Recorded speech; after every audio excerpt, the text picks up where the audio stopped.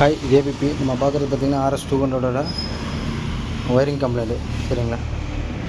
Wiring கம்ப்ளைண்ட்டில் என்ன கம்ப்ளைண்ட்னா, self எடுக்கல, pump work ஆகலை, கரண்ட் வரல.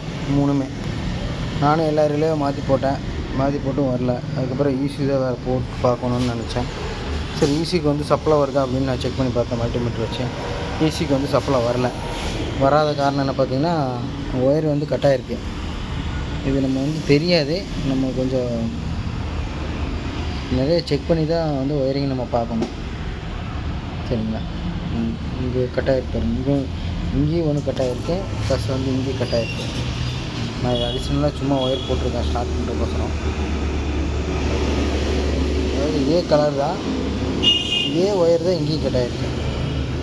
அதனால் மெயினாக வந்து பார்த்திங்கன்னா, இந்த RS-200 வந்து மெயினாக வந்து ஒயரிங் தான் இங்கே கட் ஆகும். இங்கே ஒன்று கட் ஆகும். அது எந்த கலராக வேணாலும் இருக்கலாம். அதுக்கு நீங்கள் வந்து ரிலேயில் வந்து எந்தெந்த கலர் ஒயர் வருதுன்னு நீங்கள் செக் பண்ணணும். செக் பண்ணிவிட்டு அதுக்கப்புறம் தான் நீங்கள் ஒயரிங்க்கு போகணும்.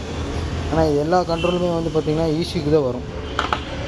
ஈசியிலிருந்து ஃபஸ்ட்டு நம்ம சாவி ஆன் பண்ணால் ஹீல் சுவிட்சிலேருந்து ஃபியூஸ் பாக்ஸிலேருந்து ரிலேலேருந்து ECU இப்படி தான் போகும். சரிங்களா? அதனால் வந்து ஒட்டுமொத்த லைனும் வந்து பார்த்திங்கன்னா இந்த ECUவில் தான் இருக்கும்.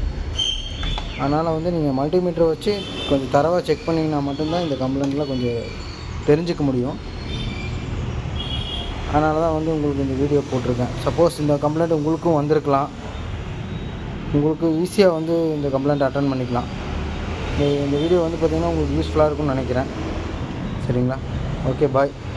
உங்களுக்கு வீடியோ பிடிச்சிருந்தால் லைக் பண்ணுங்கள், ஷேர் பண்ணுங்கள், கமெண்ட் பண்ணுங்கள் மறக்காமல்.